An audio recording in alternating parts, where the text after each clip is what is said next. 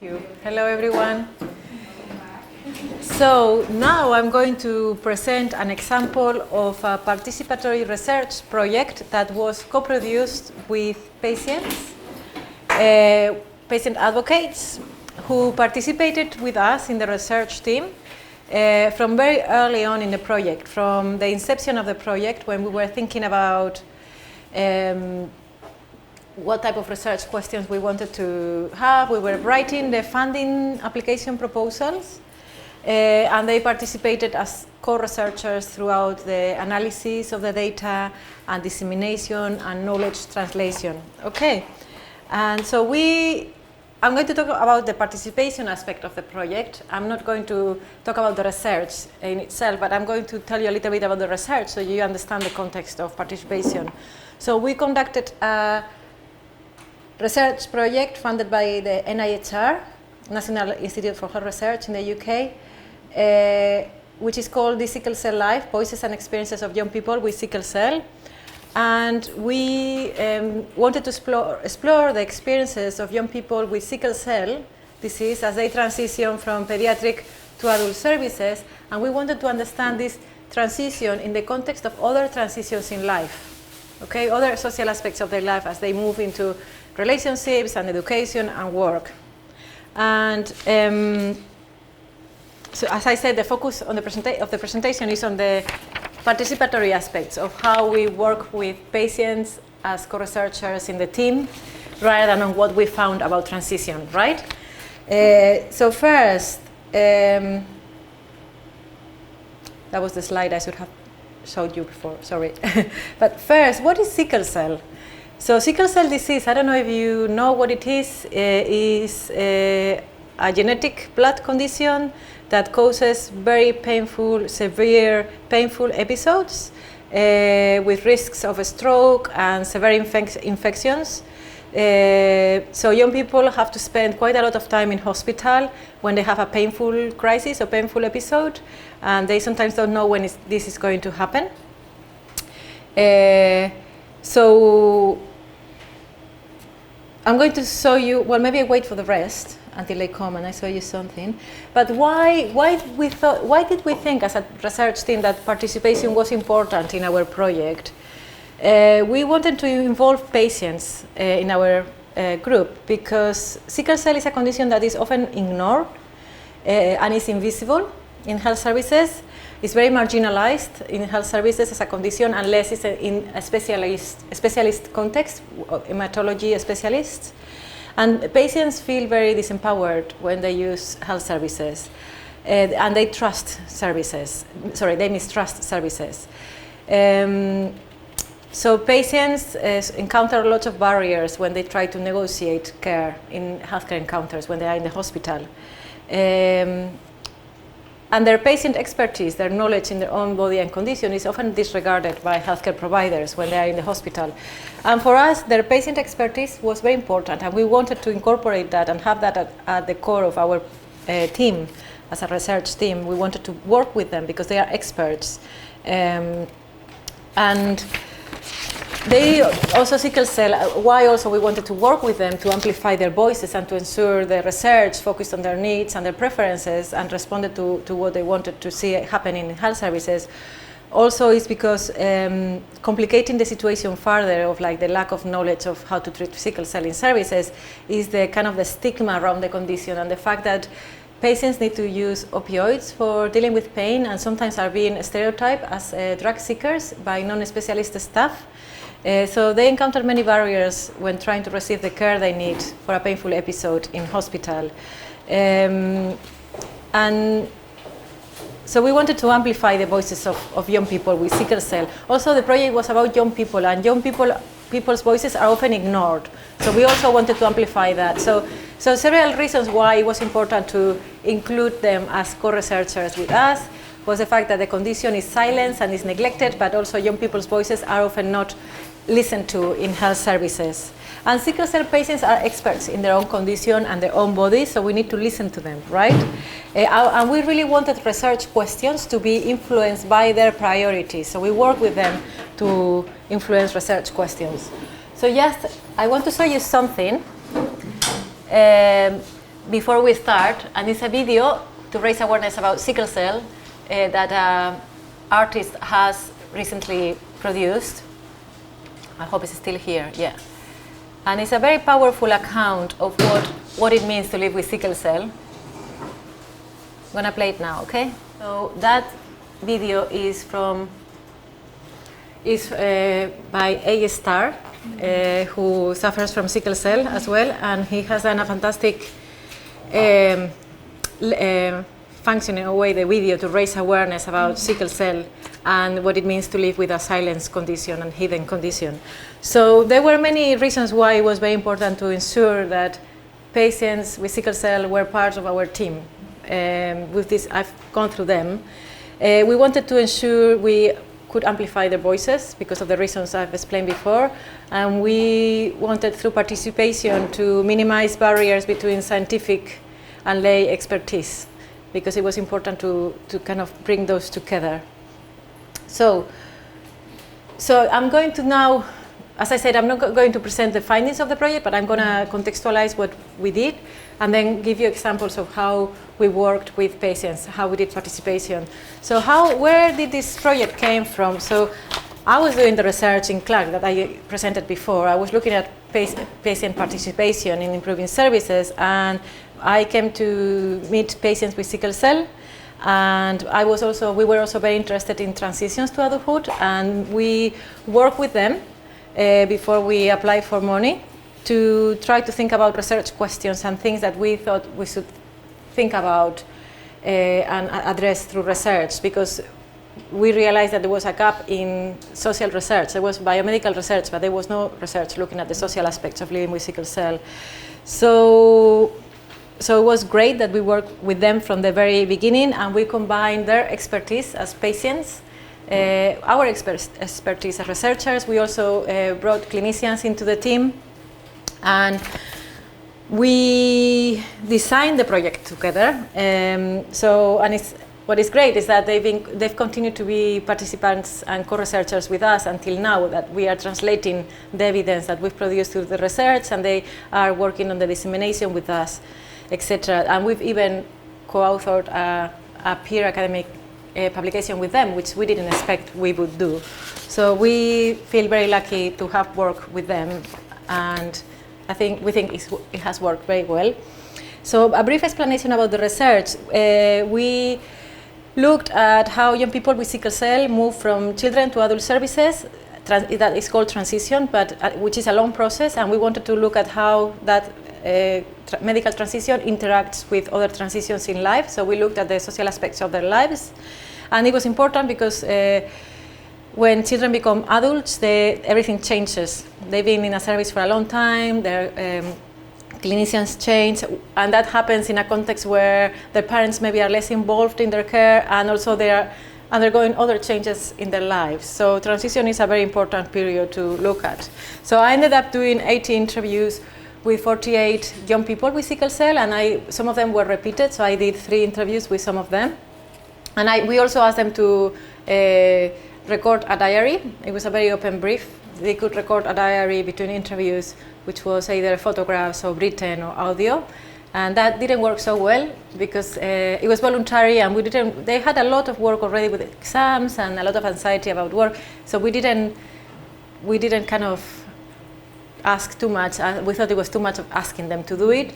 And some of them said that they didn't do it because they were busy, and some said they didn't do it because they didn't want to keep thinking about sickle cell. Look, they did the interview and that's it. They don't want to keep concentrating in the condition. So we only had 7 diaries, and most of the evidence we've produced is through the interviews. Right, so how did we do participation? So I'm going to give you some examples of the way we work with what we call patient advocates. So our patient advocates were 2 young people with sickle cell and a carer of a patient with sickle cell who had care for his son through transition as well. So the 3 of them brought different experiences. And working with them has been vital for us. We felt very lucky that they wanted to work with us because it has ensured that their views are into the research questions. They they saved the proposal from the beginning, the grant proposal. So we did some kind of workshops with them about what they wanted to prioritize. And like, for example, one of the things that they wanted to prioritize is to ensure that the NHS meets the aim of no decision about me without me. So we ended up including that as an aim, and we looked at how young people are being involved in decisions about their care during transitions, where the healthcare providers involve them in their care. The two young patient advocates said that it was very important that the project had some kind of tangible outputs that will empower young people to move during the transition period with confidence. So we've ended up using the findings to inform a project to improve a program to improve transition. So everything was what they said we incorporated in the grant proposal, and we were very lucky that we were funded and then we could do it. So they influenced the project from the very beginning. So another example of how they influence the project at the beginning is like the young people said we shouldn't talk about disease. It has a lot of stigma. So in our, as you see, in our kind of public title of the project, we don't use disease. We talk about sickle cell life, and we don't use the word disease. We do it in some of the academic papers, but not. Yeah. And how do they perceive sickle cell? Do they perceive as disease? They perceive it as something, a condition they live with, but the disease had some kind of negative connotations. They are aware that some members of the public, that because in the UK not so many people know about what it is, so they think it's contagious. So maybe the connotation of something that you can catch is what they didn't like, you know, the negative connotation. So they have helped from, as I explained from the beginning, when we were developing the program, the study design as well. We were thinking about how to do the interviews. They said it was very important that we were flexible and we could conduct some of the interviews in young people's homes just because of the pain. They explained how winter would be a very difficult time for us to do interviews because sickle cell is affected by cold. So that's when they are ill and they get crisis. So they said to us we need to be flexible about that. They've also been participating in the analysis. And I'm going to go through it now, one by one. And the way, like we had, originally we had thought we would have a steering committee and they would be part of the steering committee, but we've ended up developing very ad hoc, flexible ways for them to participate, where rather than large meetings, we had smaller meetings with them, at times and moments where it worked for them. And using formats that were a bit more informal, like maybe going to a cafe and talking to them rather than sitting down in the university and having a meeting with them to discuss issues of the research. So, this is a graph that represents the different types of participation that we had in the project. So we had the two young patient advocates and the other patient advocate who was the carer, and they've been core members of the team from the beginning.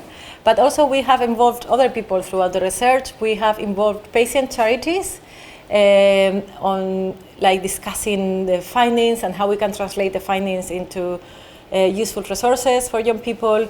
I've also been part of an early years steering group, Sickle Cell steering group from another project from Clark, where I also had a chance to involve other patients and even clinicians and charity representatives who were part of the steering group in discussing aspects of the project. So we've done participation in different ways, and the different stakeholders have been involved in the project.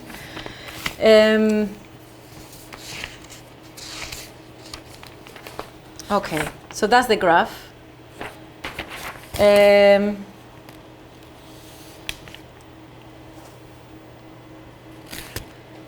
So, participation during inception.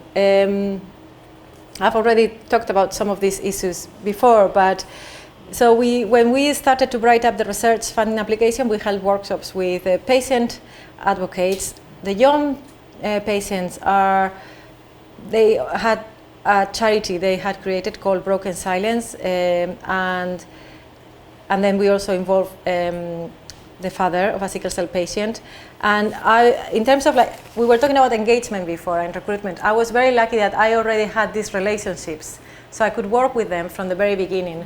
But I can see colleagues now that they are writing funding applications and they want to do involvement and they don't really know where to go and to start developing the relationship. So what was good about this is that we already had a relationship and it was easy for us to have participation from the very beginning.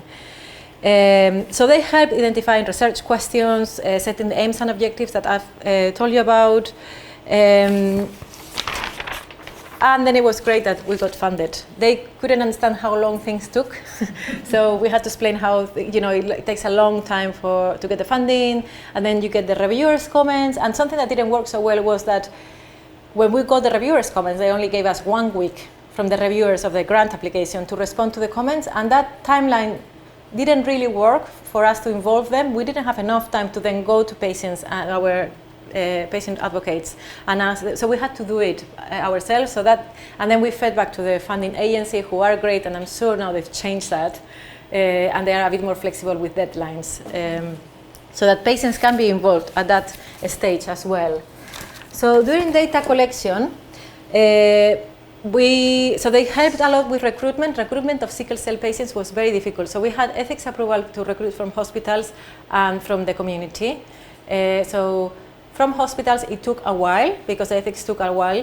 So because we had ethics approval from our university, we could start recruiting from the community. So we didn't have the contacts. The sickle cell community is very small. And so one of our patient advocates helped us with the recruitment. But then when we trained her to do the research, she had run out of contacts to do her own interviews. So we trained her to do interviews. We gave her training in qualitative interviewing, ethics and data management.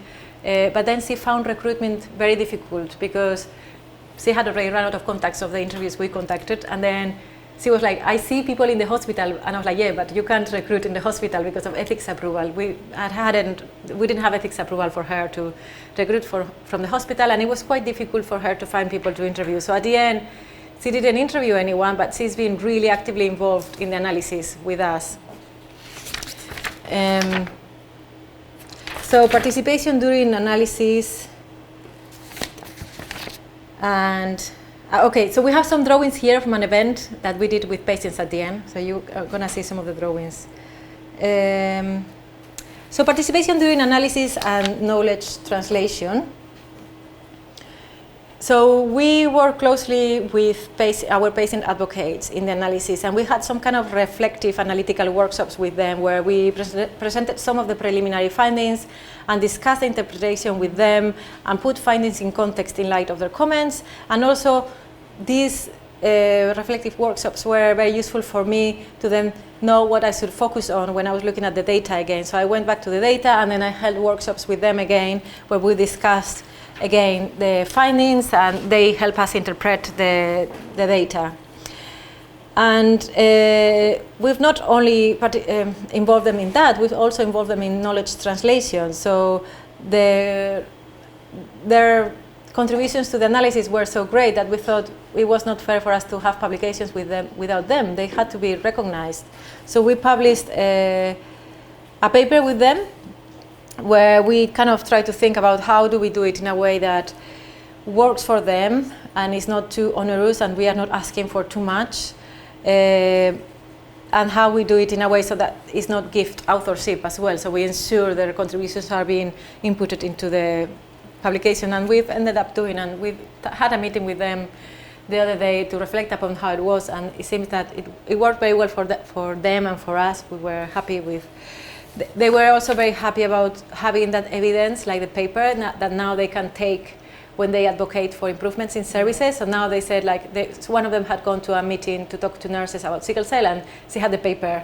And so in a way, the paper, or the academic paper helps her support the evidence coming from experiential knowledge that, as we discussed before, sometimes it's difficult to kind of recognize it as legitimate, not from us, but from maybe clinicians. So, And then we've also worked with them, with our patient advocates, to think about how to translate the findings into useful resources for young people. So they put us in contact also with the Sickle Cell Society, which is a patient charity, national charity, doing fantastic work to fight for the rights of people with sickle cell. And we work with them to use findings from the research to fit into a program to improve transitions for young people with sickle cell, which is called SOS Self Over Sickle.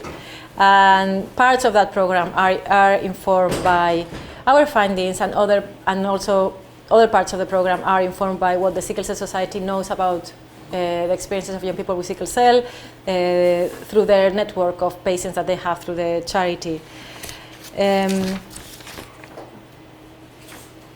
So maybe I talk now. So that's the program. It's called Self Over Sickle Cell, and you have links to the different resources that they've created. So the program, just to go very quickly through the program, the idea of the program is to improve physical, psychological, and social and emotional aspects of young people, well-being of young people aged 16 to 25 years old, and after various reflective sessions and knowledge translation meetings with them, the SOS project staff used some of our findings to inform some of the aspects of the program. So I don't know if I have it here. Let me have a look. Yeah, okay, so that's the slide. So one of the things we found was in our research was about social silencing and how young people were silencing the condition. And that, combined with the fact that there is poor awareness of what sickle cell in society, created like a risk environment for young people, where if they had a pain crisis, they couldn't get the help they needed because people didn't understand what sickle cell involves and how it needs to be cared for. And the young people really, like, transition for them was a way of learning how to silence the condition from others. So the program, the SOS program, focuses on peer-led conversations between young people that tackles the social silencing of sickle cell, and it tries to build confidence in vocalizing what sickle cell is, and also it helps young people talk about the social aspects of living with sickle cell. And this is informed by our findings. And also the SOS program is combined with an advertising campaign and the aim is to raise awareness to the public about sickle cell as well. So in a way, it's addressing the social dimensions, the wider context of sickle cell, which we thought it was a big problem, or we found it was a big problem for transitions in sickle cell. Another aspect of the program that is informed by our findings is the self-actualization and self-preservation tensions that young people have. Like, they have this tension during transition about trying to be very productive and become successful in their careers, etc. So self-actualization, but then self-preservation, which is about taking care of their condition and ensuring they self-manage. And these internal battles that young people experience are also addressed in the program, in the SOS program. So young people often know the facts about sickle cell and the biomedical aspects, but they don't kind of talk about the personal concerns. So the program is looking at facilitating this.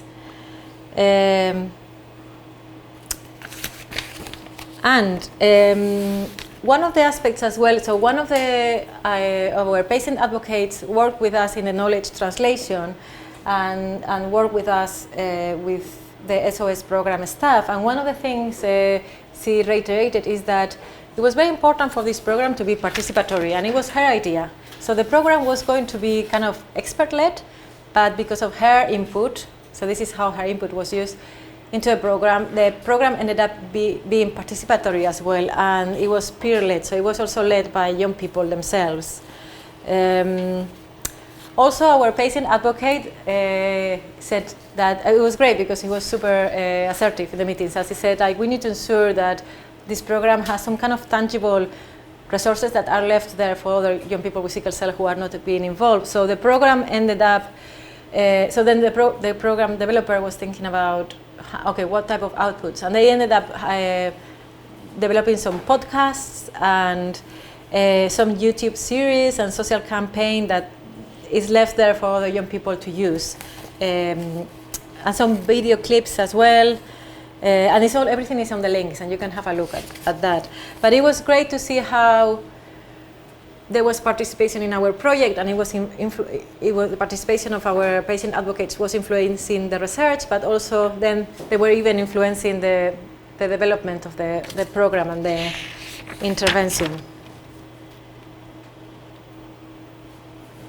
So another aspect of the program where we've done participatory work is that our research, but also the meetings with the different stakeholders and the charities, help us realize of the importance of, rather than trying to improve young people and increase their knowledge so they are better at transitioning, we had to address the social context of the condition. That was where the problem was, right? We had to raise awareness, we had to remove a stigma, and so we had to work with the social context where young people live to support them during transitions. So in light of this, we work with the engagement team at the Royal College of Pediatrics and Child Health to deliver a participatory event with the stakeholders where we discuss the findings, and we co-produce with them resources or ideas for resources to improve transitions for young people that were dealing with the social context of their lives.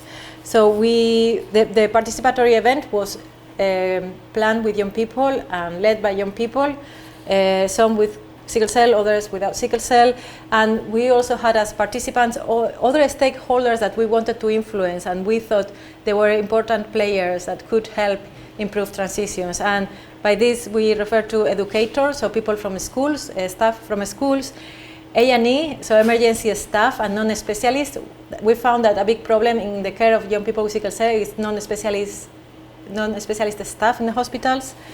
So we also invited these stakeholders to the event to talk with young people to discuss how we could translate the findings and how each of them could bring their experiences and combined with the findings, think about resources to improve transitions. So the event was great, particularly because the engagement team at the Royal College of Pediatrics and Child Health is fantastic. So they had fantastic facilitating skills to make everyone engage in dialogue and reflect upon the findings and their experiences, and we wouldn't have been able to do that by ourselves. We presented at the beginning the video that you've seen from the rapper A-Star, which was very powerful. Because some of the non-specialist staff and the education staff didn't know so much about sickle cell, so it worked very well. And then at the end of the event, I mean, there was some kind of outputs from the event. Some of the participants did pledges about what they would do, and like some of them, like there was a secondary school teacher that said, now I'm going to go to my school and I'm going to show them the video, and I'm going to discuss with the students what sickle cell is so that they learn about it. There was someone else who said, I'm going to go back to my community and encourage Black and minority groups to donate blood. There was an emergency A&E staff that said, I'm going to go back and we're going to have some training, and I'm going to make sure the training incorporates something on sickle cell. So they all did these pledges that were fantastic. And then also the event has generated some meetings with key stakeholders. Some kind of strategic partners that are important in trying to influence improvements in healthcare for people with sickle cell. So one of them, for example, it was the engagement team at the Royal College of Pediatrics and Child Health who held a meeting with strategic partners from the NHS to think about how digital health solutions like mobile phone apps could include something about sickle cell, so to reflect about how they could incorporate something in their digital health solutions for sickle cell. Then there's been outreach in the schools, so some of the findings and the reflections from the meeting have been taken to a road show to schools in England to raise awareness about sickle cell. And then a patient that came to the event and a nurse ended up giving a talk about transitions and mentioned the event and the findings and the project. So, and I think that still some of the outputs from the event are happening in terms of there are still more meetings happening to reflect upon the findings and yeah, and what to do next. So reflections very quickly. No, we still have a bit of time. Yeah. So that was the event. Some photos from the event. We did a lot of work in groups to co-produce ideas and to think about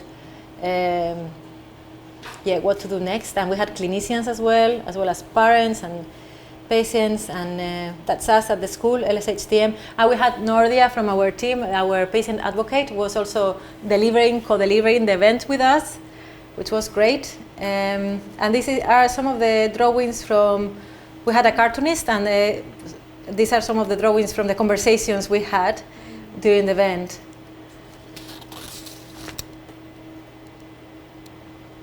That's us.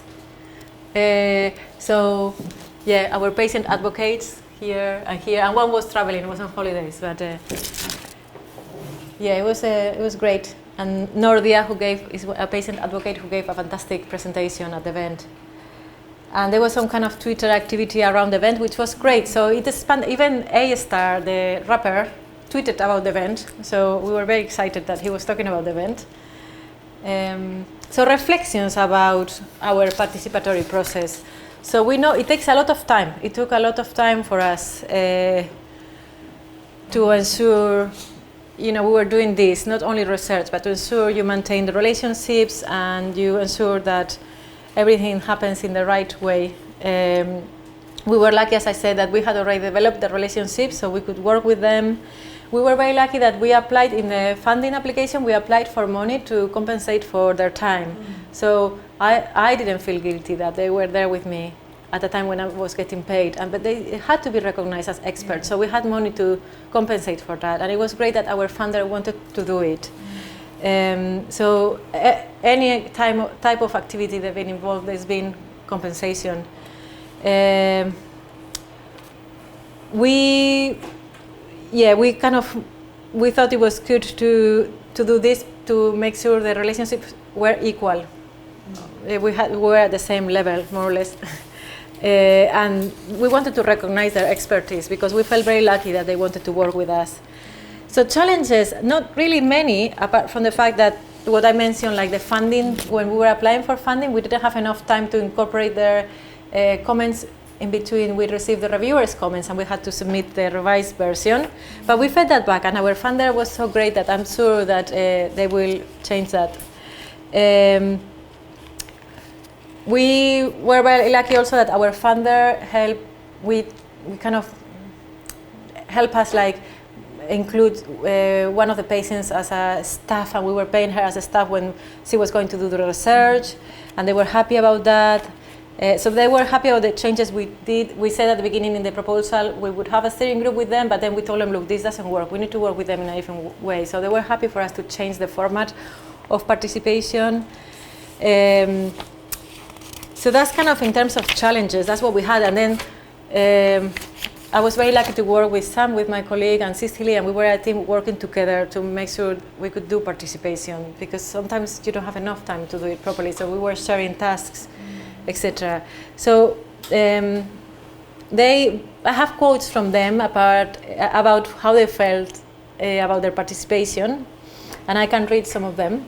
So one of them is working with LSHTM on the Sickle Cell Life Transition Project has been a pleasure. Not only my point of view and experience as a person living with sickle cell disease has been utilized and considered as professional expertise.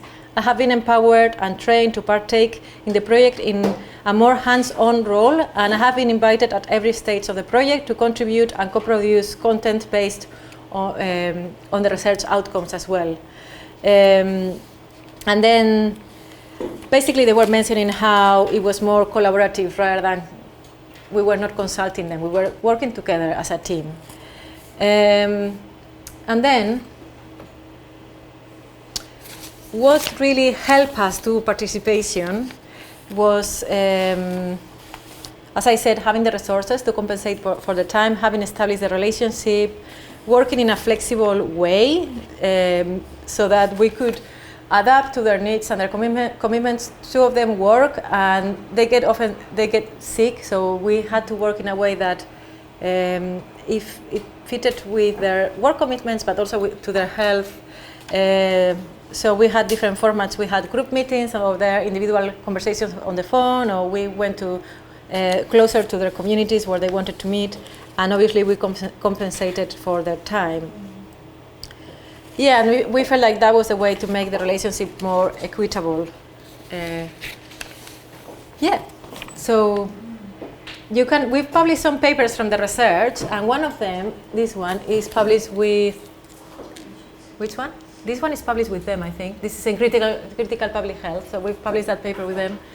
And then we've published different findings. And now we want to work on a publication to reflect about the collaboration that we had and to see whether we can help others. And yeah. So, we have some publications via our website as well, and references there. Do you have any questions, or we have, I think, 5 minutes before. Any questions about the project or the participatory aspect? How long the whole project took you, Alicia? So very long. Yeah. 2014 we started, Yeah. and we've just finished now. We are writing the report. Yeah. It's taken a long time. Yeah. Yeah. Yeah, it's taken a long time because of the field work. Yeah. Yeah. And working with different groups. Yes, the different involvement, and yeah, it's been a long project. Can I have another one? Yeah.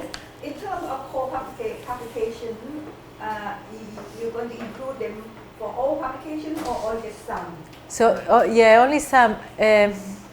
I think we had a conversation yesterday or today about academic language, and Yeah. so two of them, like one of them, and this is my fault because I am very theoretical and sociological. So this one is very kind of technical sociology, Yes. very kind of, and I don't think I don't know. I assume they wouldn't enjoy.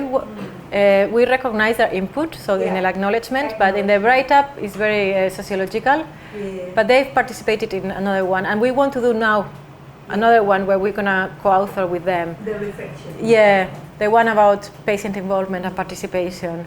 So, yeah, maybe we should have involved them in all of them. Yeah. Yeah. Yeah. That would be good too. The reflection one would be good because they can say about things that Yeah. they have to go. Yeah. Good.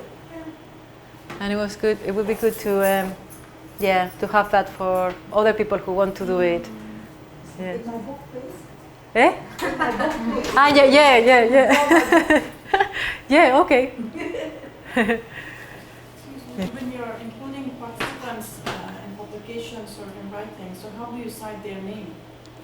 Yeah, so that's very interesting. We had this dilemma where they were asking us, the journal, they wanted the ORCID number, ORCID, and like one of them had participated in another publication, but they wanted the institution, and we were like, Sam, my colleague, was like, which institution? Like, I don't know. So we were calling them and asking them, what shall we put? I don't remember what we put at the end, but they want, and at the end, I think Sam was very assertive and said, no institution. Yeah. Like the affiliation, they wanted the affiliation. Yes. And I don't know whether here, I can't remember, for one I think we said, like we asked them, what do you want us to say? Because the journals have this very structural way of presenting people's profiles. Yeah. So yeah, that was a very good question, thank you. Yeah.